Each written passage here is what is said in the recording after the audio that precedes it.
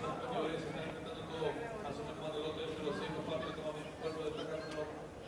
10, Rico Fulgiano, rápidamente por fuera del número 11, Don Juan más abierto lo hace el número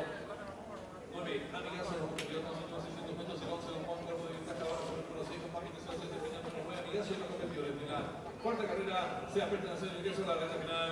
El número 11, Don Juan intenta la disparada, corre un cuerpo de ventaja sobre el número 6, con Fabio que se hace defendiendo el número 10, Pulch, ganando el por fuera participante, el número 3, único, depende de los últimos 300 metros finales, va a ver el delantero, el número 11, Don Juan que ventaja sobre el número 9, Amigazo, en la tercera ubicación por frente, el número 3, único, depende de los últimos 200 metros finales, el número 9, Amigazo, estira la cuerda 9, ventaja sobre el número 11, Don Juan que se hace defendiendo el número 5 del año, últimos 50 metros finales,